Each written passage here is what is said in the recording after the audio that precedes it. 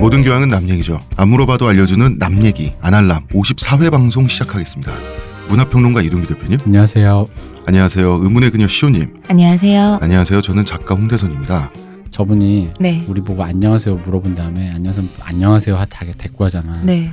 근데 저 사람 안녕하세요 거의 이제 습관적으로 한다. 예 안녕하세요. 예 그다음 시온님. 예 안녕하세요. 이러면서 아, 저 사람이 저군요.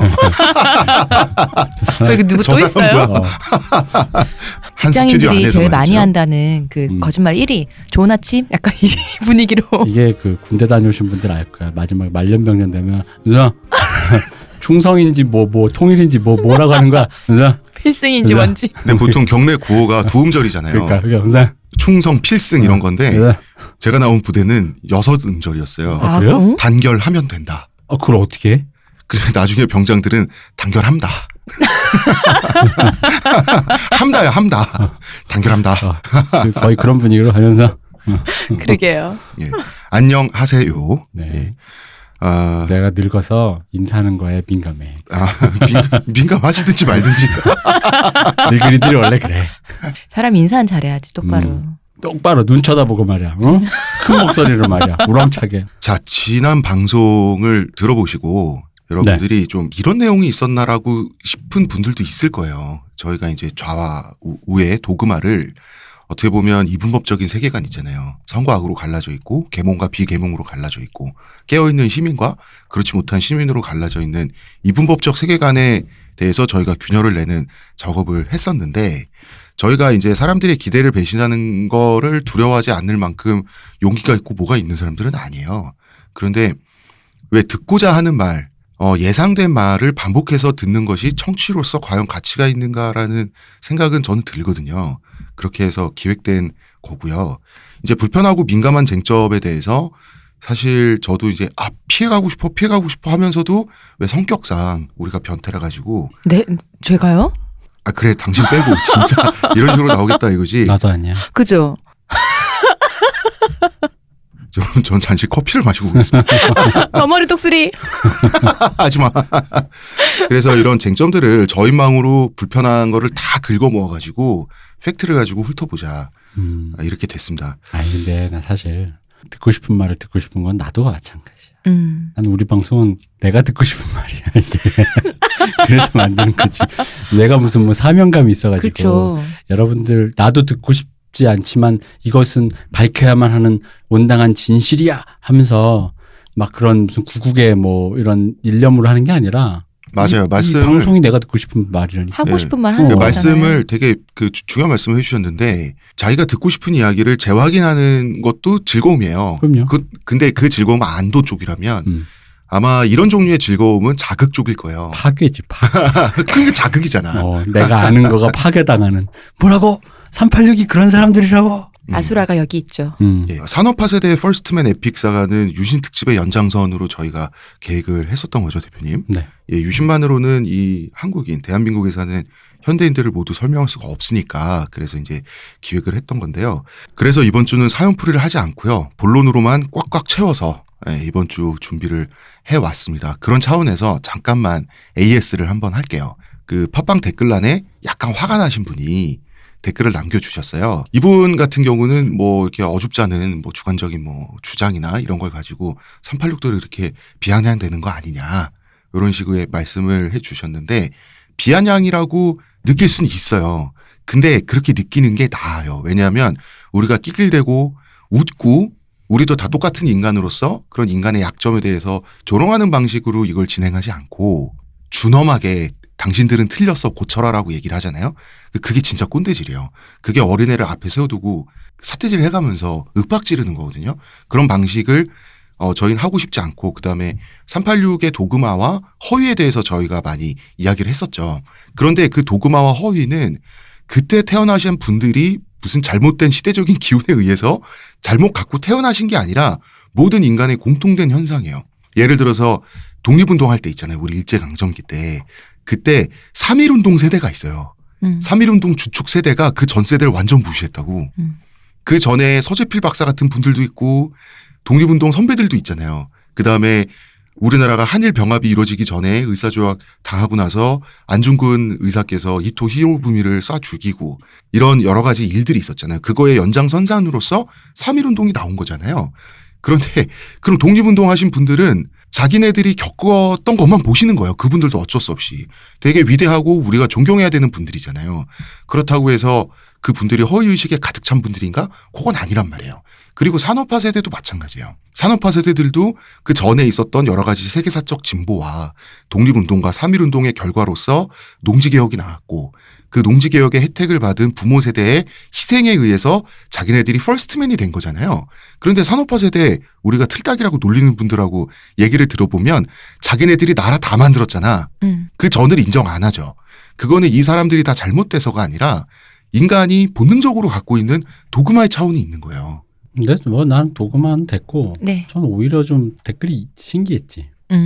난 우리 방송을 잘못 오해하면 네. 우리가 또 방송에 틀딱이란 말을 많이 썼으니까 왜냐면 그 혐오 언어를 굳이 가져다 써서 그냥 약간 이렇게 무화시키고 싶은 마음에 별로 들어도 별로 그냥 아무렇지도 않은 말로 만들고 싶은 마음에 틀딱이란 말 그냥 아무런 생각 없이 썼는데 아니 생각하고 쓴 거죠. 거기에 대해 지적을 안 하고 왜 386 건드리지란 말이 나와서 약간 놀랬어 나는. 생각보다 이분들은 철저히 소외되어 있구나. 산업화 세대는 아무도 실드를 안 쳐주는구나. 그러게 말이에요. 난 사실 그렇게 생각했어요. 그 자기 세대의 주된 관념이라고 하는 것은 네. 모든 세대마다 다 갖고 있는 것이고 그 관념은 다 자기에게 맞게 자기 세대에 맞게 윤색돼 있어요. 그거는 386이 특별히 잘못됐다는 게 아니라 모든 인간이 가지고 가는 어떤 짐 같은 거잖아요. 그것에 대해서 이야기를 할 때 준엄하게 혼내가면서 이야기를 하는 게 더 인간적으로 무례한 거죠. 우리는 혼 못 내요. 우리 저희 저번 주에 방송하고 나와서 나오면서 저랑 대표님이랑 그런 얘기 했잖아요. 처음에 그 홍 작가님이 썼던 대본을 봤을 때는 이게 좀 벅차는 게 있었단 말이에요. 마음이 약간 뜨거워지는 게 있었어. 근데 막상 우리끼리 얘기하니까 또 이렇게 웃고 얘기하고 떠들어. 그래서 야 우리는 글러먹어도 안 된다. 우리는 앞에서 이렇게 저기 그 아지테이션이라고 하죠 옛날 그 운동권 용어로. 진짜 오랜만에 들어본 얘기다. 그게 뭐예요? 이렇게 주먹을 흔들면서 이렇게 뭐 이렇게 우리는 민중해 이거 하는 걸 그런 거 아지테이션이라고 하는데 아지라고도 얘기하고 이제 줄여서 근데 아지가 없다 뭐 이렇게 막 표현을 하지. 그게 안 돼. 저희는 일도 없는 사람들. 민중해 이거 하려다가도 개뿔 그냥 밥이나 먹지. 팔 아프다야. 전형적인 구호 중에 하나가 있습니다. 어둠에 쌓인 반도의 땅. 그러니까 한 그거는 금방 최후의 하신 거 투쟁을 위하여. 무슨 동남아 리사이틀 뭐 이런 거 같은데. 그 흉내 내기 힘들거든요. 아무나 하는 거 아니죠. 그 보이스가 숙련이 돼야지 그 목소리가 나와요. 그거가 훈련이 안 된 사람이 훈련이 안 된 채로 흉내를 내는 게 바로 최근에 안철수의 목소리라고 할 수 있습니다. 그 좀 안 됐어요. 네, 그거 보고 조금 이분도 데모를 좀 하시지 뭐 이런 생각. 미리 조금 쌓았으면 좋았을 텐데. 아니, 목소리 그렇게 비장하게 바꾸셨는데도 웃기니 여전히. 그러니까.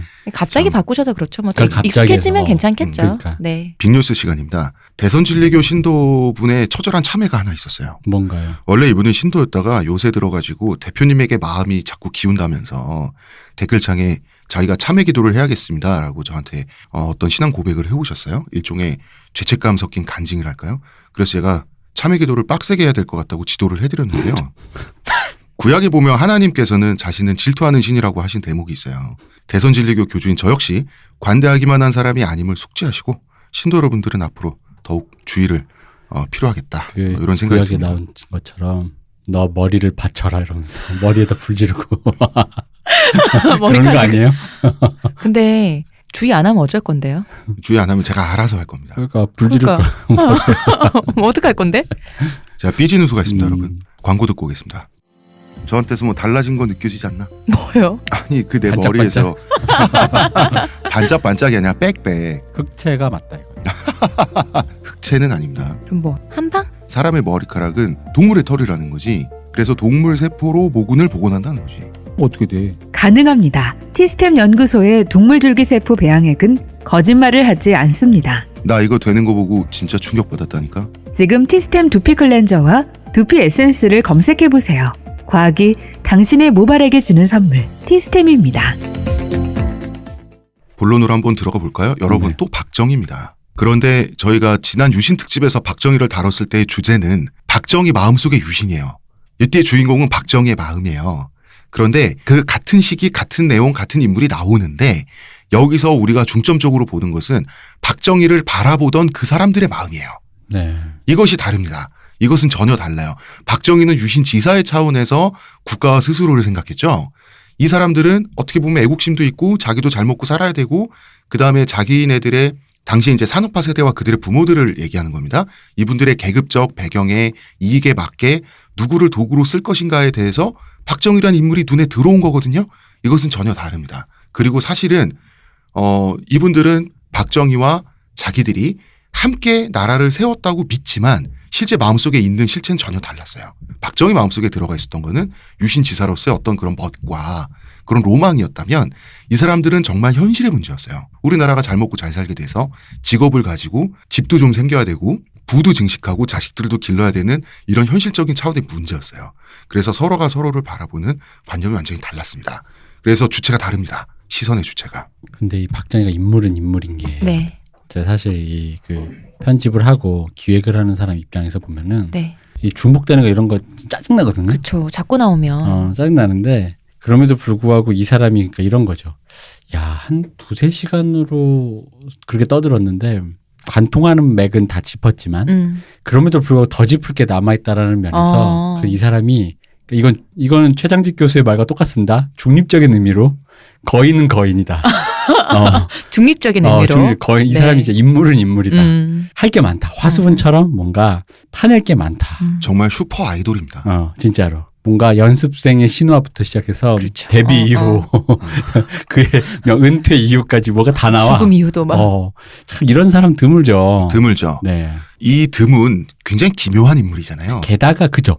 현대인 중에서 이런 인물이 드물죠. 예. 이게 신화적인 인물은 그럴 수 있어요. 무슨 알렉산더 대왕이니 네. 아더 왕이니 이럴 수 있는데. 현대적인 세련된 그 기술적 본능을 타고났잖아요. 네. 센스는 타고났는데 머릿속에 들어가 있는 사상은 봉건적이고 뭔가 본인은 이 사람을 분석하면 근대인은 아니에요. 그런데 근대인들을 조종하는 능력을 갖고 있어. 굉장히 특이한 인물입니다. 자, 이번 주 방송도 지난주와 마찬가지로 우리에게 익숙한 도그마의 균열을 저희가 많이 내게 될 것 같아요. 그 과정을 위해서 먼저 우리 1950년대를 한번 평가해 보도록 하죠. 네. 자, 좌파에게나 우파에게나 1950년대는 비극의 시대로 규정이 돼 있어요. 그죠? 네. 자, 보수 우파들은 1950년대를 어떻게 봅니까? 박정희 이전과 이후로 보죠. 네. 그래서 영웅 박정희가 등장하기 이전까지 경제적으로는 비참했던 시대로 1950년대를 본단 말이에요. 전쟁도 있었고 이 진보 좌파들이 보는 50년대는 더 어둡죠. 이승만의 독재로 신음하던 시대죠. 그런데 이제 우파는 4.19를 무시하는 편이고 좌파는 군사 쿠데타로 박정희의 5.16으로 4.19의 가치가 무너졌다고 하는 거죠. 그러니까 즉 암흑이 이어지다가 드디어 4.19 혁명으로 광명이 왔어. 그런데 이 다카키 마사오, 오카모토 미노루 이 자식 때문에 다시 암흑이 지속됐다는 그런 시각을 갖고 있는 게 사실이죠. 우리도 운동권 선배들 그다음에 진보 진영에서 이런 류의 시각을 많이 우리도 접했습니다. 이러한 시각의 이면에는 1950년대에 대한 강한 부정이 있어요. 실제로 1950년대에 대한민국의 경제적 지표를 보잖아요. 처참 그 자체입니다. 지표가 없어요. 그냥 다 제로에 수렴해. 그냥 세계 최빈국이에요. 전후인데 뭐 있는 게 이상하죠. 불뚝심송님 말씀하셨던 거. 네. 사라져도 아무도 신경 안 쓰. 그런 이상하지 않은. 그런 존재죠. 지표라는 것은 근데요. 내적 에너지의 성장을 철저히 무시할 수도 있어요. 때에 따라서는. 예를 들어서 농지개혁에 의한 유상몰수 유상분배는 원칙적으로는 국가가 강제한 거지만 원칙적으로는 지주와 소작농 사이의 개인적 거래 형태죠. 네. 나라가 강제한 거지만 사적 거래예요. 경제 지표에 안 잡힙니다. 이게 뭐 수출액으로 잡히겠어요? 그리고 지난 시간에 얘기한 라티푼디움. 네. 라티푼디움은 다시 한번 말씀을 드리면 남미식의 대형 농장. 네. 비교를 해보면 자 지주가 농로를 막 착취해요. 그래서 농노들이 커피를 막 수확해. 이게 한 곳에 부두에 어마어마한 양이 모여서 뭐 미국에 간다든지 외국에 수출을 하는 거죠. 그렇죠. 영국에 간다든지 하잖아요. 그러면 수출액으로 지표에 잡히죠. 그죠. 네. 하지만 이 내적인 경제 구조는 완전히 말도 안 되는 구조죠. 소수의 부자들이 농노들을 착취하는 구조지만 경제 지표로는 그 좋죠. 흑자예요. 네. 그죠. 네. 예. 하지만 자영농이 된 사람들이 자식들을 이제 필사적으로 키우기 위해서 뭐 합니까? 쌀만 가꿀 수 없으니까, 쌀만 수확할 수 없으니까 텃밭에 상추 깻잎도 키우고 옥수수도 기르고 참외 같은 거 덩쿨에 막 지붕 같은데 이렇게 열리게 해가지고 애들도 먹이고 막 이러잖아요. 참외가 무슨 지붕 덩굴이에요. 죄송합니다. 호박이랑 착각했어. 참외 지붕에 열리는 거야? 아니야. 아니 내가 착각할 수도 있지. 내가 뭐 호박, 수세미 이런 거랑 착각 좀 했어. 근데 대손진리교 교주가 이렇게 얘기하는데 그 모습을 상상할 수도 있는 거지. 이건 뭐 거의 교주가 이렇게 얘기한다고 하니까 거의 그 김일성의 그 솔잎수류탄 솔방울 수류탄 뭐 솔방울 수류탄. 그런 수준이구나. 그러게요. 김일성에 지지 않도록 노력하겠습니다. 져선 안 되잖아. 뭐 3대 세습하시게요? 뭐, 아니 자식은 없어. 아직 자식이 없는데 어떻게 세습해. 자 이런 것들이 지표에 안 잡히죠. 이건 지표에서 다 실종되는 거예요. 그죠. 게다가 왜 그 옛날에 보면 그 어떤 드라마에 장미 선생님이 똑 사세요 그죠. 하는 거 있잖아요. 육남매였나? 아마 그랬던 것 육남매를 같아요. 키우면서 바가지를 대야를 머리에 네. 입고 너무 우아하게 떡을 파셔서. 그것 때문에 놀림을 많이 받으셨어요. 예, 너무 우아한 예쁘장한 서울 사투리로 똑 사세요 하면서 다녀가지고 놀림을 많이 받았는데 자, 이 떡 사고 판 이 돈 있죠. 요거 세금으로도 안 잡히죠. 이런 모든 경제활동들이 사실 지표에서는 아웃이에요. 이것도 이 얘기 듣고 잘못 오해하면 네. 세금을 안 낸, 탈세를 한. 탈세를 한, 현금 장사만 네. 한, 이것도 도덕적 프레임으로. 도덕으로 이제. 너무 요새 시각이다. 그리고 아니 떡 팔더라도 카드 리더기를 갖고 그래야지. 현금 결제하셔야 된다며. 수수료 10% 더 받을 거라며. 그지. 자, 이게- 현금가가 달라요. 자, 이게 세금에 잡히거나 물건과 돈이 국경을 넘어가거나 네. 혹은 성장을 하잖아요. 그러면 지표에 잡혀요. 그런데 분배와 평등은 지표를 벗어납니다. 그렇기 때문에 50년대에 숨겨진 내적 성장을 잊기 쉬워요. 그렇죠. 지표는 그대로 세계 최빈국인데 그 안에서 필사적으로 자기 농토를 개간을 해가지고 이 산업화 세대의 부모 세대들이 말이죠. 산업화 세대를 먹이면서 필사적으로 교육을 시켰단 말이에요. 안에서 생산이 있었지만 그것은 잡히지 않았다. 그 내적 에너지의 성산이 네. 잡히지 않은 거죠. 음. 대표적인 예를 들어보겠습니다. 4.19 혁명 당시에 말이죠. 이때 대학 진학률이 영국을 넘어섰어요. 이미 지적으로는 굉장히 똑똑한 민족이에요. 이런 것이 안 잡히는 거예요. 잠깐만요. 꼭 대학에 간다고 해서 똑똑하다고 할 수는 없잖아요. 아니죠. 그 문맹률을 봐도 그렇죠. 당시에 그 문맹 비율, 그다음에 네. 문맹에서 탈출한 그 속도, 음. 대학 진학률 이 모든 것이 다 하나의 에너지로 이루어져 있었다는 거죠. 그죠? 예컨대 그 양극화가 심한 나라에서도 대학 진학률은 영국을 넘어설 수 있긴 하죠. 그렇게 따지면 예를 들어서 어느 정도 사는 집안 자녀들은 다 대학에 가고 그렇지 못한 사람들은 뭐 초등학교도 못 나온다. 그래도 대학 진학률 자체는 올라설 수 있지만 당시에 우리나라의 대학 진학률이라고 하는 것은 우골탑이라 그랬잖아. 야, 그렇죠. 정말 소파라서. 모든 집안들이 소파라서 장남 한 명만큼은 보낸다였잖아요. 이런 차원에서 영국의 대학 진학률을 넘어선 이 지표는 의미가 있는 거죠. 그렇죠. 의미가 있는데 요걸 이제 조금 오해를 하면 안 되는 게 대학 진학을 했다고 해서 똑똑하다. 똑똑하다? 뭐 이렇게 가는 건 그 아니라는 거지. 흔히 말하는 지적 성취, 뭐 예를 들어 연구 결과나 이런 거 네. 있잖아요. 그런 류의 전반적 지적 성취라든가 또 대학을 가기 위해서 그 필요한 어떤 분배적인 그런 의미에서의 뭐 대학 네. 진학에 관련된 무슨 뭐 교육 비용이라든가 음. 이런 것에서 사회적으로 얼마나 그게 완성되어 있는가. 방금 말한 우골탑처럼 네. 개개인의 뼈를 갈아서 만든 거니까 음. 그런 류의 여러 가지 말씀하신 뭐 굳이 말하는 그 이것도 지표라고 할 수 있겠죠. 일종의 그것들은 잡혀 있지는 않으니까 수준의 문제라기보다는 그 정도로 내적으로 열망이 있었다. 왜냐하면 에너지의 그전에 문제죠. 그죠? 네, 에너지가 있었다 네. 정도로 이제 이해해야겠죠. 그러면은 이 사람들 대학 나오고 그 밑에 한 차남 정도 고등학교 나오고 네. 그다음에 뭐 초등학교나 그 옛날엔 국민학교죠. 국민학교만 나오고 이제 여자 자녀들은 이런 상태에서 이 사람 소학교라니까. 소학교? 아니 나 그 정확하게 모르겠어요. 소학교가 일제시대의 보통학교였나? 소학교에서 보통학교, 네. 41년의 국민학교. 41년의 국민학교. 네. 이 사람들을 부모 세대들이 산업화 세대를 농사꾼으로 키우려고 키운 게 아니에요. 네. 그럴 거면 학교를 보낼 필요도 없어요.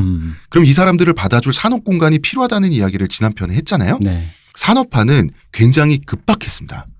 산업화의 필요성은 굉장히 급박했어요. 자, 산업화 세대는 이제 청년이 됐어요. 산업 곳간이 확장이 돼가지고 이 사람들의 대부분은 다시 농토로 되돌아오지 말아야 돼요. 그렇게 되면 이 나라는 결코 성장을 못합니다. 후진국인 채로 그냥 고정이 되는 거예요. 직업의 수를 재빨리 늘리지 않으면 좀 이렇게 산업 발달이 늦는다 이 정도가 아니라 거의 이때 다가오는 건 파멸 수준이죠. 그래서 산업화의 필요성이라고 하는 것은 무슨 보수 우파들이 말하듯이 아무도 몰랐는데 박정희가 성각자처럼 홀로 깨달았다는 식으로 얘기하잖아. 그걸 위해서 뭐 용감하게 군사 쿠데타를 일으키고 뭐 이런 식으로 얘기하는 사람들도 있긴 있죠.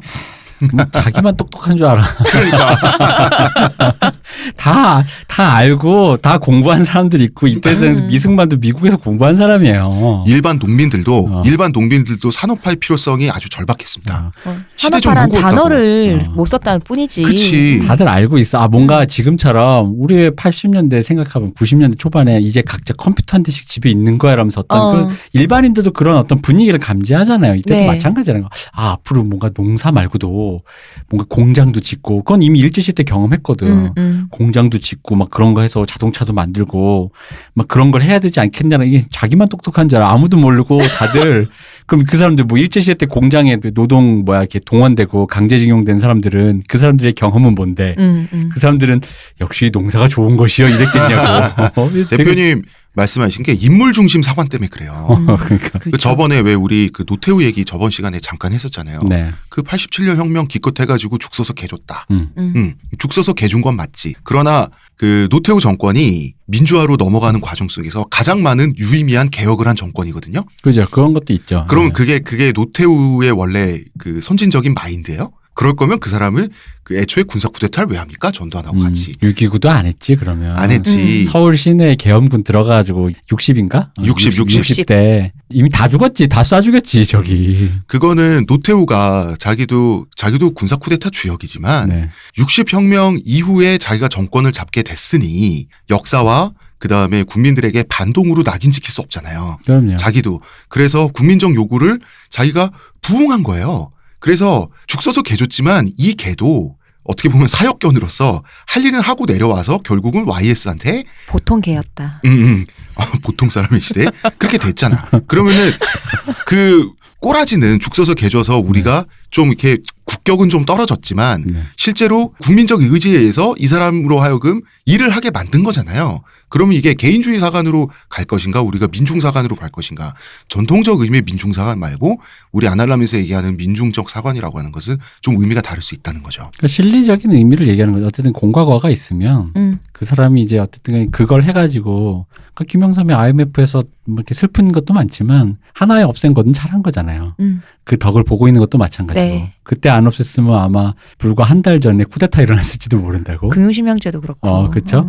그런 거랑 마찬가지로 네. 그런 거 하나하나 이렇게 좀 드라이하게 잡아보자라는 의미의 네. 예, 얘기죠. 그 개인적 인물들이 문제가 있든 없든 말 걸 떠나서 국민적 요구를 느끼고 있고요. 그 요구에 따라가게 돼 있어요. 어느 정도. 그렇기 때문에 국민의 시대 정신이 역사를 만들지 적어도 우리나라 같은 경우는 어떤 뭐 악마나 영웅들이 망치거나 나라를 살리거나 이런 게 아니라는 말씀을 드리고 싶은데 그래서 제1공화국 이승만 정권 시절에도 산업화는 시급한 문제라고 인식은 했어요. 그렇죠. 예. 그래서 이승만이 말이죠. 가장 많은 세금을 때려박은 데가 원자력 연구소예요. 우리나라가 돈이 없는 나라인데 싼값에 전기를 만드는 게 원자력이잖아요. 이 전기를 가지고 공장도 돌리고 하려고 어마어마하게 많은 세금을 때려 부었다고. 이것 때문에 원성도 많았어요. 적당히 돈 좀 쓰지. 하지만 그 의도를 이해 못하는 사람은 없었다고 당시에도. 이 상태로 산업화가 출발이 안 된 상태에서 5년 10년 지나면 산업화 세대는 직업 능력을 가지지 못한 채 나를 먹게 되죠. 그러면 농사 이외의 일에는 무능해지죠. 그러면 정확히 얘기하면 농사 나라 끝나는 일이라기보단 농사 말고는 할 게 없어서. 할 게 그렇죠. 없어서. 나라 끝나는 거예요. 그러면 보통 박정희가 너무 급속한 산업화에 욕심을 낸 결과 대한민국이 원래 발전한 것보다 뭐 적폐도 더 많이 생기고 더 빨리 성장하긴 했지만 너무 많은 적폐를 남겼다는 이야기가 있는데 사실은 급할 만한 한 건 사실이었다는 거예요. 급하기도 했고 적폐를 남긴 것도 맞고. 네. 예, 둘 다 근데 사실이에요. 그럼에도 불구하고 성장을 한 것도 맞고. 그게 다 사실인 거죠. 다 사실인데 음. 급속할 필요성은 있었어요. 굉장히 급했습니다. 사람들이 네. 다 마음이. 그리고 이제 4.19의 여파로 그 와중에 일단 정치가 급했어요. 네. 이승만이 이 노인네가 맛이 가가지고 일단 저 사람 없애고 시작하자라 그래서 4.19가 생겨나서 이승만이 물러났죠. 이 여파로 윤보선 대통령 그다음에 장면 내각이 통치하는 의원 내각제 2공화국이 출범을 했죠. 네. 의원 내각제입니다. 제2공화국은. 그러니까 장면 내각이라고 부르죠 보통. 네. 윤보선 대통령은 크게 할 일이 없었어요. 의원 내각제니까. 내각제니까. 뭐 기껏해야 업적이라고 부를 만한 거는 선건설 후 통일론? 먼저 흐름을 기른 다음에 적어도 북한이랑 공평한 상태에서 뭐 통일 협의를 하든지 말든지 하자. 그때는 북한이 더 잘 살았었잖아요. 그렇죠. 재밌는 거 여담입니다. 네. 윤보선 대통령이 사인을 영어로 했어요. 그러다 보니까 그 당시에 이제 영어랑 성과 이름을 바꿀 거 아니야. 보선이는 약자로 했어요. 그래서 PSY다. 싸이야. 사인이 싸이였어. 진짜로. 그렇구나. 싸이였어. 실제로 근현대사 공부하는 사람들은 윤보선 1대 싸이. 1대 싸이. 지금 싸이가 2대 싸이라 그래요. 그렇습니다. 이분이 원조 싸입니다.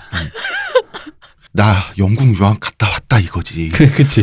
그 양반 의식 진짜. 영어로 아이고. 굳이 사인을 만들어서 이렇게 한 거죠. 한자도 아니고 사실 아니, 그 세대가 실제로 한문도 잘 쓰시는 분이 굳이 영어도 하는 거죠. 선건설 후 통일론 뭐 이거는 박정희도 계승을 했습니다. 그러나 다른 부분에 있어서는 굉장히 무능했어요. 근데 이게 무능이 이제 내각의 장면이고 네. 대통령이 윤보선인데 이게 이제 참 그런 게 있어요. 이 장면 선생님이 이 면자가 근면할 면자거든요. 그래서 진짜 이름대로 된 게 이 사람이 그러니까 이런 게 있어요. 그러니까 윤보선이 그 민주당 내 구파거든요. 네. 이 당시 민주당이 그러니까 같은 내각인데도 불구하고 지금으로 치면 마치 뭐 노무현 계열, 뭐 참여기 정부 계열과 뭐 이렇게 뭐 동경 계열 이렇게 있는 것처럼 윤보선은 구파고 장면은 심파인데 심파 쪽이 뭐냐면 그러니까 윤보선 쪽 그쪽은 흔히 그때 말씀하셨던 지주, 자본가 이쪽 계열이고 심파는 약간 일본 시대 때 관료 이런 사람들이란 말이야. 관료가 뭐 합니까? 근면하잖아요. 근면하죠. 그러니까 실제로 장면 쪽에서 했던 일들도 그걸 보면은 정치를 안 했지 막 이렇게 그런 행정적인 그것들을 되게 열심히 했어요. 그래서 문서를 되게 많이 만들어놨어. 되게 열심히 하고 근데 이제 이 사람이 문제가 뭐냐면 정치를 모르니까 정치를 해야 되잖아. 그렇죠. 근데 국무총리가 돼서 이렇게 뭔가 내각제니까 게다가 근데 그쪽은 전혀 젬병인 거죠. 거기다가 윤보선이 실제로는 같은 당인데도 불구하고 구파 심파다 보니까 엄밀히 말하면 약간 야당 느낌을 밀려나 버리니까 또 내각제에서 대통령이 또 그렇죠. 좀 힘이 없으니까 그러다 보니까 이 같은 민주당인데도 뭔가 이렇게 근면한 너무 근면한 사람과 너무 귀족과 너무 귀족이 둘이 서로가 이전 투구하고 약간 이렇게 되다 보니까 이 사람들이 무능해진 거예요. 게다가 이제 이 당시가 나라 초기니까 좀 서로 배관시했겠군요. 그때. 그렇죠. 나라 초기다 보니까 이걸 정치로 잡아야 되는데 그 부분을 못한 거죠. 그러다 보니까 사람들 눈에는 골방에 앉아서 뭔가 서류만 만들고 있는 것처럼 무능해 보이는 거 있잖아요. 샌님들이. 뭐 정치라는 게 그렇잖아. 뭘 결정해가지고 뚝딱 해가지고 우리 뭐 하겠다 이렇게 해야 되는데 그런 게 없는 거죠. 여기서 그런 게 있습니다. 그러니까 아무도 책임을 지려고 나서는 사람이 없어요. 네. 장면 총리는 유능했어요. 어떤 면에서. 맞아요. 그래서 문서는 되게 유의미한 문서를 많이 만들었어요. 네. 그럼 그 문서를 실효력을 발휘하게끔 만들어서 실행시켜야 되잖아. 네. 이게 없는 거예요. 그렇죠. 그래가지고 이 구파가 지주 자본가라 그랬잖아요. 네. 그래서 구파 쪽에서 등용한 사람이 나중에 이제 이게 계열이 비슷해요. 그래서 당연히 김영삼. 당연히 김영삼 저희 경남의 대지주의 대지주가 아니라 대선주. 대선주죠. 그러니까 배를 한 척 갖고 있는 게 아니라 아버지가 멸치잡이는 수많은 진짜 수백 명 수천 명의 인력이 모여 들어가지고 그 멸치를 처리하고 잡고 그 작전을 짜서 그 포위 선멸을 하듯이 멸치를 잡거든요. 그러니까 지자체 하나가 통째로 움직이는 거예요. 그래서 마치 그 해군 선단을 보유한 것과 마찬가지예요. 이거는 그 보통 지주가 아니에요. 그리고 심파 쪽은 관료라 그랬잖아요. 네. 행정적인 거에. 그래서 경제라든가 사업으로도 굉장히 수완을 발휘했고 경제 실제로 나중에 학자가 되는 김대중 전 대통령이 이제 이 심파 쪽에서 등용을 어쨌든 푸시를 해주는. 그러니까 이게 계열이 비슷하죠. 어떤 성향과 결이. 이제 그런 느낌으로 돼 있어요, 이게. 근데 요 맥락을 모르면 그냥 장면과 윤보선은 다 쓰레기인 거야. 너무 쓰레기인 거야. 그러나 장면 내각은 무능하긴 했습니다. 그렇습니다. 이 무능의 대표적인 예가 부정축제처리위원회. 부정축제처리위원회가 만들어져야만 할 이유를 만들고 그 다 문서 작업이죠. 그리고 부정축제처리위원회를 설립을 했어요. 그럼 이때부터 일을 해야 되잖아요. 단 한 건도 처리하지 못했습니다. 이유가 뭘까요? 이때 다름 아닌 여당인 민주당, 현재 더불어민주당이 직계죠. 이 인사들이 다 연루돼 있는 거예요. 이게 바로 구파 쪽, 자본가 그쪽. 당연히 그럴 수밖에 없겠죠. 지주 출신들이었으니까. 다 부정축제자들이에요. 그러니까 한 명도 처리를 못한 거예요. 왜? 우리 편이니까. 근데 여기서 아까 했던 관료니까 하긴 해야 되는데 바로 그 부분을 드디어 정치력을 해결해야 되잖아요. 이게 뭐 통합을 하든 대통합을 하든 처벌을 하든. 근데 그게 이제 전무했던 거지. 아니면 차라리 한 두어 분만 십자가를 져 주시라. 그러니까 그게 정치력이잖아요. 그게 정치인데. 그게 정치잖아요. 액션이라는 게 필요한 건데. 자, 또 뭘 만들었냐? 반공 임시특례법, 그다음에 데모 규제법을 만들었습니다. 이 두 개를 합치면 뭡니까? 데모하는 놈들은 다 빨갱이다. 민주당은 원래 굉장히 우파적인 사람들이에요. 계급적 배경도 그럴 만했고 근데 박정희는 나중에 이걸 없애지 않고 국보법에 그대로 편입해서 그대로 되갚아줍니다. 참 머리 좋아 이 사람. 이런 머리 하나는. 자, 장면 내각의 그 와중에 가장 큰 과제는 당연히 산업 공간 확보입니다. 네네. 당연히 산업화요. 목까지 차올랐어요. 심지어 경제를 제1국시로 채택을 했어요. 한강의 기적이라는 말을 만든 사람이 다름 아닌 장면이에요. 근면하다니까. 그러게요. 이때 이제 전후 서독의 경제 회복 속도를 두고 당시 라인강의 기적이라는 말이 세계적으로 살짝 유행을 했었어요. 이제 그거 보고 이제 그대로 가져다 쓴 거지. 라인강 대신 한강 이렇게 깨알같이 해가지고. 표절이야. 박정희 하면 우리가 자동적으로 연상하는 경제개발 5개년 계획 있죠. 네. 이것도 원래는 장면 내각 작품이에요. 어쩌다가 또 뺏기셨대. 이 뺏긴 과정이 굉장히 재밌습니다. 그러다가 장면 내각이 9개월 만에 5.16에 의해서 멈추게 되는 거죠. 5.16 쿠데타. 냉정히 말해서 박정희가 시도한 몇 번의 쿠데타가 있었죠. 어설프지 않은 건 한 번도 없어요. 정보도 미리 다 사내갔고요. 군인들도 알고 있었고 정부도 은근슬쩍 다 알고 있었어요. 네네. 그런데 왜 못 막았냐. 막을 수도 있었다고. 근데 장면 내각이 스스로 생각하기에 우리도 남의 손을 빌리는 게 좋지 않을까 이런 생각까지 갔었다고.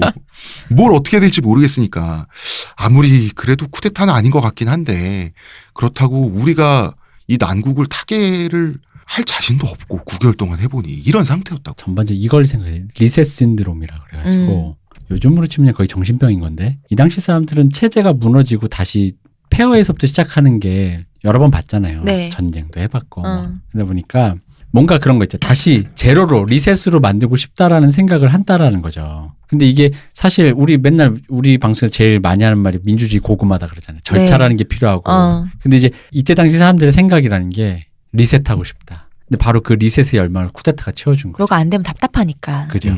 그래서 쿠데타에 성공하고 그 소식을 대통령 윤보선이 들었을 때 그 네. 소식을 처음 듣고 나지막히 읊조린 말이 올 것이 왔다. 그러니까 이 당시 시대 기류에 대해서 윤보선 대통령도 느꼈다는 거지. 그렇죠. 지금 우리의 상식으로는 오지 말아야 할 것이 온 거잖아.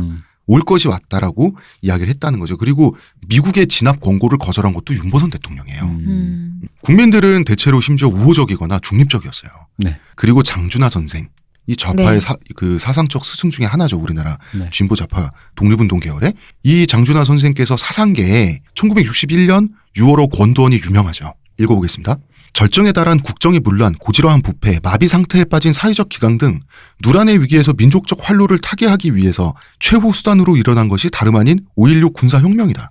4.19 혁명이 이편 정치와 자유를 쟁취하기 위한 민주주의 혁명이었다면 5.16 혁명은 부패와 무능과 무질서와 공산주의의 책동을 타파하고 국가의 진로를 바로잡으려는 민족주의적 군사혁명이다. 5.16 군사혁명으로 우리들이 과거의 방종, 무질서, 타성, 편의주의와 낡은 껍질에서 자기 탈피하여 일체의 구악의 뿌리를 뽑고 새로운 민족적 활로를 개척할 계기는 마련된 것이다. 혁명 정권은 지금 법질서의 존중, 강건한 생활 기풍의 확립, 불량 도당의 소탕, 부정축제자의 처리, 농어촌의 고리체 정리, 국토 건설 사업 등에서 괄목할 만한 출발을 보여주고 있다. 혁명 정권이 치밀한 과학적 계획과 불타는 실천력을 가지고 모든 과제를 해결해 나아갈 것을 간곡히 기대하는 동시에 동포들의 자각 있는 지지를 다시금 요청해서 맞이하는 바이다.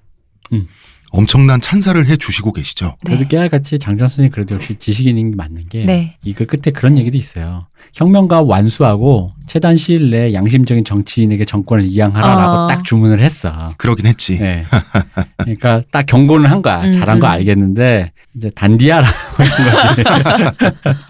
그래서 박정희는 국가재건 최고회의 의장이 됩니다. 네. 네. 박정희도 경제개발이 최우선 과제라는 사실은 당연히 알죠. 그죠. 이 사람은 뭐 장님인가? 필연적으로 좌충우돌하는데 한마디로 어떤 상태였냐면 이 사람 군 출신이잖아. 네. 사관학교만 3번 갔다 왔단 말이에요. 경제개발의 짐을 어깨에 지게 됐어. 네. 어떡하지? 뭘 어떻게 될지 몰라요. 그 모르죠. 사실 뭐 사람 다 할 수가 있나. 그래서 민주당이 소유하고 있는 경제개발 5개년 계획 문건이 있을 거 아니에요. 네. 요건 좀 달라 그랬는데 민주당이 안 줍니다. 줘서 뭐하게 이미 정적인데 이미 상대 세력이잖아요. 이거 문건을 한 장이라도 입수해보려고 동분서주를 합니다. 네. 나중에는 싹싹 빌어요. 우리가 지금 생각하기에는 쿠데타에 성공해서 바로 총칼로 나라를 짓누른 것 같지만 네. 쿠데타 성공해놓고 이제 야당이 된 민주당한테 문건 한 장만 달라고 빌었다고. 민주당은 좀 치졸하게 안 알려줍니다. 그 네가 좀 더 노력을 해봐. 이런 태도 나가지. 쿠데타 한 것처럼. 그래 쿠데타 잘하더만 이러면서 군인 증신은 갖다 뭐 했으노 이렇게 된 거예요. 한 장도 입수하지 못합니다. 그래서 박정희는 절망적인 심정이 되죠. 근데 이제 자기 머릿속에 경제가 들어가 있나. 그래서 이제 어느 정도 경제에 대해서 아는 좀 유명한 경제학자들은 또 다 이제 또 다 민주당계예요. 그래서 젊은 소장파 20, 30대 경제학자들을 소집하게 되는 거예요. 그래서 어떻게 좀 해봐라. 20, 30대 경제학자들도 뭐가 없잖아요. 그래서 이 경제학자들도 경제개발 5개년 계획을 찾아다녀요. 네. 그래서 박정희가 못 찾은 걸 이 사람들이 찾습니다. 그리고 그 내용을 드디어 확인하게 되죠. 네. 자, 어떤 내용이었는지 광고 듣고 와서 이야기를 나눠보도록 하죠. 네네. 하루의 건강을 위해 자 아로니아 농축액을 물에 섞어 마시는 것도 귀찮다고. 그런 당신을 위한 평산네이처의 새로운 야심작 하루니아. 하루에 한 포 알약으로 섭취하는 아로니아 농축액입니다. 이제 건강과 함께 간편함도 챙기세요. 국내 최대 함량, 최다 판매를 자랑하는 평산네이처가 만들었습니다. 전 편한 게 제일 좋아요. 하루니아. 자, 여러분 흔히 박정희를 비판할 때 주된 레파토리 중에 하나가 있습니다.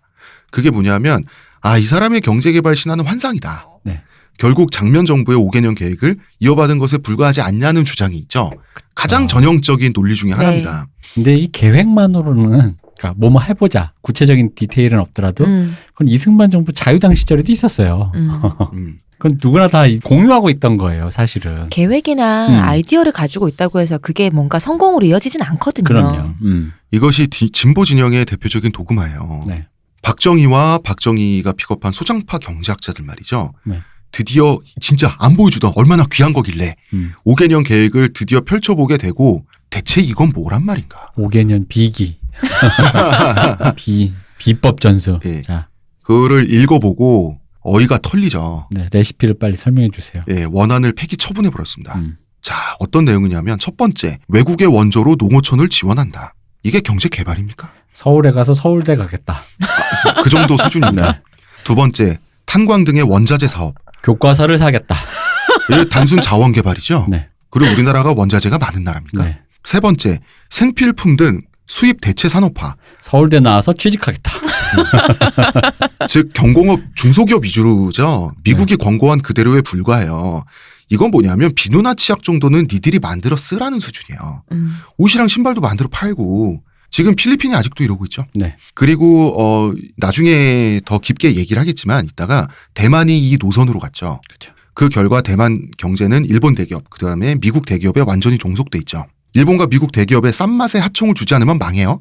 자, 이 얘기는 천천히 하겠습니다. 그다음에 네 번째, 1차, 2차, 3차 산업을 균등 발전해보라. 고 하는 미국의 순진한 이상이 그대로 반영돼 있어요. 국영수 균등 발전해라. 예. 그렇죠. 공격을 올려라. 이거를 대단한 비밀이라도 되느냐 한 장도 보여주지 않았어요, 민주당이. 심지어 수입 대체화는 전형적인 남미식 모델이죠. 근데 아까 민주당 무능하다 그랬잖아요. 근데 방금 내가 왜 그 얘기했냐면 공부 못하는 내가 이랬어. 교과서를 새로 사면 기분이 좋아지지 않을까 이러면서. 공책을 새로 사면 이러면서 새 것인 기분만 느끼다가 학기가 지나죠. 항상 그렇지. 네. 지금 남미 어떻게 됐습니까? 특히 마지막 항목이 어처구니가 없는데 농지개혁의 여파로 알아서 길을 쓰고 땅떼기를 경작하고 있잖아요. 네. 그래서 여기 지금 경제개발 5개년 계획에 나오는 3차 산업안이 다름 아닌 교육이에요. 네. 이미 영국의 대학 진학률을 넘었다니까? 뭔 소리야. 자기 자식 형제들을 대모될 만한 본격적인 산업공강 확보는 다름 아닌 농민들이 원하고 있는데 자, 농사 더 잘 지으시고요. 네. 애들 교육 좀 시키시고요. 이게 경제개발 5개년 계획이에요. 이 계획 수준이 아닌 거예요. 그래서 박정희는 처음부터 갈아엎고 다시 시작하자. 젊은 경제학자들의 말을 듣고 2차 산업에 집중하기로 하게 되는 거죠. 네. 이 형태가 바로 국가 주도형 계획 경제입니다. 자율학습보다는 선생님이 주도하여 과외를 하겠다. 자, 박정희는 국가 주도형 계획 경제. 이 방식을 통해서 만주국이 급속하게 성장하는 걸 두 눈으로 목격하기도 했어요. 네. 그러니까 여기까지만 얘기하면 우리 자존심이 좀 상할 수도 있어. 그런데 더 근본적인 이유가 있습니다. 박정희는요, 남로당 간부 출신이에요. 박정희의 계획 경제는 만주식보다는 스탈린식에 더 가까워요. 소련에. 박정희가 무슨 바보입니까? 이 사람 남로당 간부까지 있잖아요. 소련의 급격한 물적 성장 그리고 스탈린의 상관관계를 몰랐다는 거는 그렇게 말한다는 거 있을 수도 없는 얘기죠. 그러면은 미국의 입장에서 황당하죠. 미국은 원래부터도 박정희를 싫어했어요. 박정희 남로당 출신인 거 알았다고 미국이. 그래서 이 자식 보니까 친일파 출신에 자 일본은 원래 미국의 적국이었죠. 네. 네. 2차 대전 끝나기 전까지. 그다음에 지금 미국은 체제 경쟁하고 있잖아. 공산권이랑. 네. 이 사람은 일본군 출신의 빨갱이 출신이에요. 그래서 이 정체를 알 수 없다 그래서 스네이크 박이라고 불렀다고. 박정희를. 요 부분들을 중간에 미국과의 관계를 이렇게 윤활유 역할을 해주신 분이 장준하 선생님이라 그러더라고요. 맞습니다. 그러니까 이 분들이 영어도 잘 못하고 네. 일본군 출신의 장교 군인들 뿐이 없으니까 미국이랑 뭔가 소통이 안 되는 거예요. 네. 근데 장준하 선생님 영어도 할 수 있고 하다 보니까 중간에서 일종의 신원보증 같이 이런 느낌이다라고 했던. 그래서 미국 측과 어떤 설득이 된 거죠. 파티를 열어줬대요. 네네. 예, 장준하 선생께서. 뭐 파티는 파티고 미국의 입장에서는 이놈 진짜 빨갱이 아니냐고 의심하게 되는 거죠. 국가 주도형 계획 경제 때문에. 그런데 말이죠. 미국도 할 말이 없어요. 지금 중국 우리가 욕하잖아. 중국은 자국 산업을 극단적으로 보호하는 나라잖아요. 네. 표절, 짝퉁, 기술 유출 완전히 중국 천국입니다. 네. 완전히 자기네들 위주야. 옛날에 미국이 똑같이 그랬습니다. 이 방송을 중국 정부가 싫어합니다. 우리 이미 막혔다니까. 우리 지난번에 물뚝심송님 출연하셨을 때 함께 이야기했던 자동차 산업. 네. 이때 물뚝심송님이 무슨 얘기했습니까? 유럽의 특허권 말이죠. 직접 재산권을 미국 국내에서 인정받을 수 없었다 그러죠. 네. 그렇죠. 그래서 유럽 기술자들이 자국의 기술을 들고 와서 미국에 와서 막 돈 버는 거야. 이게 있을 수가 없는 일이잖아요. 원래 상식적으로는. 네. 미국은 독일의 자동차 기술을 공짜로 흡수했어요. 깡패처럼. 다른 산업도 마찬가지예요. 그러고 나서 선진국이 되고 나서 미국 기업은 특허와 기술에 아주 민감한 사람들이 됩니다. 이건 많아요. 예를 들어 그 에디슨도 네. 에디슨이 뭐 특허 뽀린 거는 많은데 그 중에서 이제 영화 쪽만 얘기하자면 영화를 에디슨이 한 영상이 그거를 유럽에서 이제 네. 막 그 영화 감독들이 막 이렇게 뭐 만든 거를 그 당시 저작권 개념이 없으니까 미국에서 막 갖다 상영하고 막 팔고 그랬거든요. 그 특허권이라는 것을 에디슨이 많이 거의 탈취를 했죠. 그렇죠. 네. 그 미국 법의 도움을 많이 받은 거예요. 그렇죠. 네. 자, 자국 산업을 이런 식으로 깡패처럼 보호해가지고 성장한 다음에 그 다음에 다른 나라에는 자기는 이미 컸어. 그 다음에 자유경쟁을 강요하는 거 있죠. 네. 이거는 세계 공통적인 선진국들이 다 겪었던 현상이에요. 이것에 대해서 경제학자 장하준 같은 경우는 책 제목으로 기가 막히게 표현했어요. 네. 사다리 걷어차기. 그렇죠. 못 올라오게. 중국도 이렇게 될 거라는 거예요. 네. 미국은 중국의 미래입니다. 중국도 기술 선진국 되고 나서 똑같이 이럴 겁니다. 분명히. 지금 좀 그러고 있어요. 지금도 슬슬 그러고 있어요. 네. 예. 사람의 심리가 그래요. 돈 벌면 내 거예요. 그렇죠. 네. 내가 능력에서 본 거지. 근데 이때쯤에 미국은 이미 선진국 됐다고 자기네들이 원하는 자유시장 경제 모델 있죠. 네. 이거를 전 세계에 강요하고 있었다고. 그 강요받은 국가 중에 하나가 우리나라였던 거예요. 네. 여기서 보수 우파의 도구마 하나가 박살나죠. 박정희는 자유시장 경제 수요자가 아니에요. 진보의 도구마도 균열이 생깁니다. 원래 운동권 세대 분들이 관치경제라고 그렇게 혐오했습니다. 박정희 경제 모델. 네. 사회주의적인 겁니다. 그죠. 이 경제 사실은? 모델은. 네. 그리고 사실 사회주의 경제 모델이 바로 관치경제입니다. 같은 말에 어감이 안 좋을 뿐이에요. 그 나라가 했다. 그렇죠. 독재했다. 약간 이런 어감으로 씌워버린 거죠.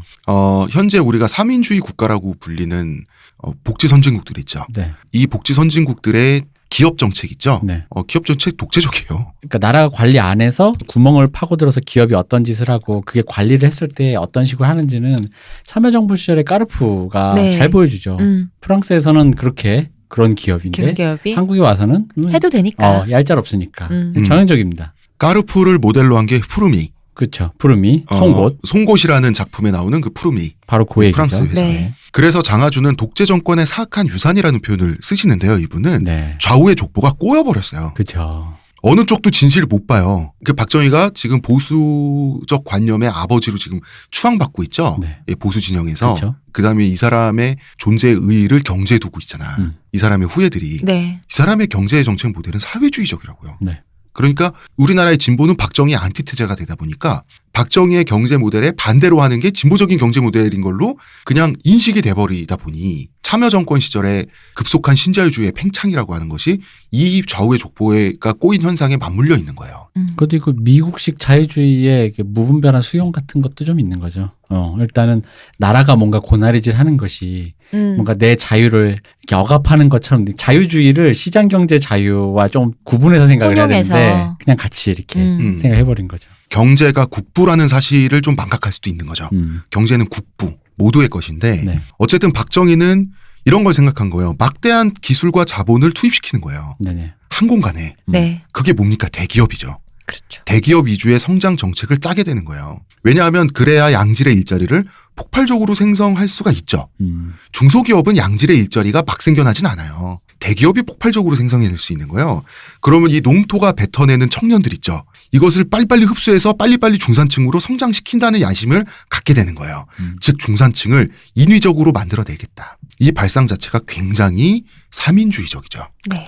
그래서 농민들은 본능적으로 박정희를 지지하게 되는 심리적 근간을 얻게 되는 거예요. 이것에 대해서 우리가 지금까지는 다 간과해 왔다는 거죠. 그래서 2차 산업 집중은 농민들에게 바로 필요했던 겁니다. 그래서 경제성장의 배경이 농지개혁이죠. 농지개혁 새빨갛잖아. 경제성장의 결마저도 여러분 의외로 스탈린식입니다. 우리. 네. 굉장히 새빨개요. 우리는 빨갛게 성장한 나라예요.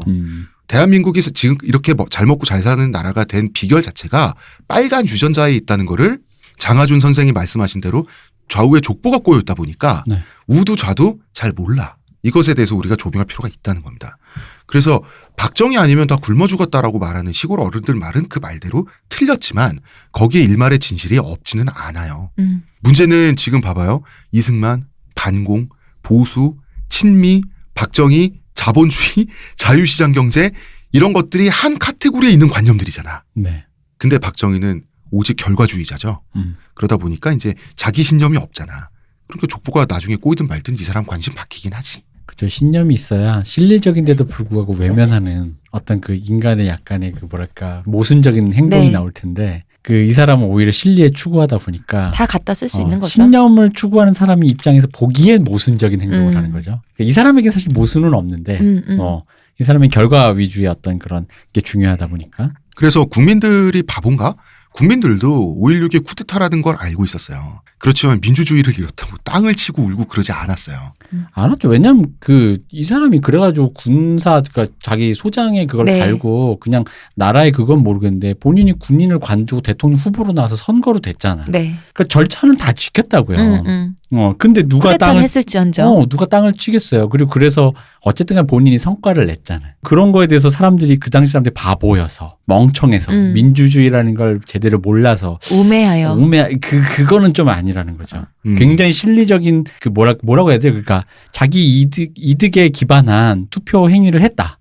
아닌가요? 국민들은 박정희를 도구로 인식했다. 네. 그러니까 뭐 이럴 수는 있지. 박정희가 이제 우리 결과값을 아니까 나중에 네. 유신 독재하고 이제 그걸 봐서 그런데 정치라는 게 어쨌든 간에 그래 그럼 한번 믿어보자라는 쪽에도 있는 거잖아요. 그 사람의 과거와 현재를 봤을 때. 그리고 이제 박정희에 대한 본능적 신뢰에는 이런 게 있었어요. 산업화 세대와 박정희의 계급적 배경이 같아요. 다들 빈농이에요. 그죠. 그리고 조선일보가 꼬투리 잡아서 날려보낸 최장집 교수님 있죠. 네. 김일성의 남친은 역사적 결단이었다라는 말꼬투리 하나 잡아가지고 이 최장집 교수가 실제 어떤 얘기를 했는가 그대로 문장을 제가 갖고 와봤습니다. 5.16 세력들은 이처럼 민주당의 구 엘리트들과는 상반된 계급적 배경을 갖고 있는 것과 동시에 계급적 배경이 대부분의 유권자들이었던 네. 농민들과 같았다는 얘기입니다. 그죠. 동시에 미국식 교육으로 훈련된 군사 경험과 특히 전쟁의 경험으로 당시 한국 사회에서 가장 근대화된 집단이기도 했다. 그러니까 옳고 그름을 떠나서 드라이하게 보면 유능해 보이는 거 당시 사람들 입장에서 그거 사실이라는 거지. 그죠? 그죠. 예, 그래서 국민들은 지식인이나 국민들이나 이 군부를 도구로 인식한 거예요. 일 잘해 보인다. 기회를 줘 볼까. 이렇게 인식을 했었던 거죠. 이제 박정희는 나라를 물론 먹으려고 했죠. 사실 이 사람의 속내는 우린 지금 다 알지. 민정이양을 미루고 계속 미룹니다. 장준하 선생님 같은 분들도 저 왜 저러지 뭐 이렇게 되는 거죠. 그리고는 민주공화당을 창당을 하는 거죠. 그리고 네. 대통령 선거에 나섰는데 이제 다들 뒤통수 맞는 거죠. 5.16 지지했던 특히 지식인들이 이제 뒤통수 맞은 거죠. 자, 1963년 8월 30일에 전역식을 합니다. 예. 그리고 전역식을 끝내고 나서 민주공화당 당사에 가서 바로 입당 절차를 밟거든요. 이때 전역할 때 고별사가 매우 유명하죠. 오늘 병영을 물러가는 이 군인을 키워주신 선배, 전우 여러분, 그리고 군사혁명의 2년 동안 혁명하라는 불편 속에서도 참고 편달 협조해 주신 국민 여러분들께 감사를 드리며 다음에 한 구절로서 저녁의 인사를 대신할까 합니다. 다시는 이 나라에 본인과 같은 불운한 군인이 없도록 합시다. 아, 이게 유명하죠. 야, 이 모든 잘못을 뭉뚱그려 흐려버리고 어. 낭만만 딱 남기는 기가 막힌 레토릭입니다. 본인과 같은 불운한 군인이 없도록 하자니 지금. 야, 원래 대통령 선거에 도전하고 그러면 보통 으쌰으쌰한 분위기에서 시작되죠. 그런데 박정희는 밝은 분위기를 철저히 없애고요. 일부러 비통한 연설을 남긴 후에 자기 자신도 말수를 없앴어요. 그리고 침통한 표정으로 공화당사에 가서 말없이 입당 절차만 끝내고 딱 카메라 앞에서 사라지거든요, 이날. 야, 이 사람의 미감은, 야, 그럼 어떻게 됩니까? 혁명의 책임자로서 더 큰 책임을 지어야만 하기 때문에 그 숙명을 받아들이는 사람의 비통한 심정이랄까? 비장미. 이런 정조를 전달을 하는 거죠. 이게 그 허생전에 허생 비슷한. 내가 가만히 있으려 그랬는데 하는 수 없네. 어쩔 수 없네. 네, 1년만 더 공부했어도. 다시는 나같이 불운한 학자가 안 나오기를 공부 더 해야 되는데 에이 하면서 돈 벌러 간다. 이런 거의 그런 느낌이지. 쌀비를 내리게 해주마. 이때 윤보선은 수입차 수집하고 있었습니다. 네. 왜냐하면 이 차 몰고 카퍼레이드로 선거운동 하려고. 여기서 이 미감의 차이가 정말, 그러니까 박정희는 선악을 완전히 떠나서 이 사람을 보면 타고난 본능적 센스가 너무 유능해요. 그죠. 아, 이런 생각은 어디서 나오는 걸까? 이거 본능의 차원이겠죠, 대표님? 그죠. 이 사람의 센스죠, 진짜. 그런데 박정희는 겁도 났겠지만 자신감이 있었기 때문에 직접 선거에 도전을 하게 되지 않았을까요? 그럴 수밖에 없잖아요. 어느 정도는 자신감이 있기 때문에 물론 네. 당시 국민들이 4.19 이후에 정치 의식도 성장을 했고 미국의 눈치도 봐야 되고 해야 되지만 직접 선거에 나섰다는 얘기는 어느 정도 자신이 있다는 얘기잖아요. 내가 표를 받아보겠다는 거잖아. 그죠? 더 많은 표를. 그렇게 해서 윤보선과 대결을 하게 되는 겁니다. 대통령 선거에 도전을 하게 되는 것이죠. 자, 여기까지 됐고요. 자, 그러면은 이렇게 해서 산업화 세대는 이 청년기 때 드디어 네. 박정희라는 인물을 만나게 되는 거예요. 그죠. 이제 박정희와 운명을 같이 하고 자기들이 이제 평생 모시게 될 아이돌을 이제 드디어 우리 그 박 박사님이 얘기했던 서사에 편입되는 순간이죠. 박 박사님이 그토록 얘기했던 네. 아이돌을 좋아하게 된 이유는 그와 같이 하는 영광과 오욕의 순간에 서사를 함께한다. 근데 바로 그 서사에 같이 편입 국민 전체가 한 세대가 통틀어 그 서사에 매몰되는 순간인 거죠. 스토리텔링이. 네, 그렇죠. 그리고 이제 서사에 완전히 매몰된 분들도 있고 그 서사에 약간만 동의하시는 분들도 있고 그런데 이제 여러 가지 결이 있지만 지금 박근혜 구속된 거 네. 관련해서 땅을 치면서 무릎 꿇고 오열을 하시는 그런 박사모 분들 네. 이분들 같은 경우는 이제 완전히 매몰되신 분들인 거고 그렇게 비교를 할 수는 있겠죠. 그럼요. 나도 만약에 우리 러블리즈 K가 나중에 복부인 돼가지고 깜빵 가면 땅을 치고 울 거야. 사식 넣어주고 영치금 넣어주고 그럴 거야 나도. 바깥에 교도소 밖에 이렇게 꼭 꽂아놓고. 그럼. 자, 이제 박정희라는 사람을 만나게 되고요. 네. 산업화 세대들은 드디어 사회에 진출해서 일을 하고 폭력을 저지르고 돈도 벌고 그렇게 나이를 먹어가게 됩니다. 그 이야기를 내일 2부에서 재밌게 이야기를 해보도록 하겠습니다. 의문의 그녀 시온님, 감사합니다. 문화평론가 이동규 대표님. 감사합니다. 감사합니다. 저는 작가 홍대선입니다.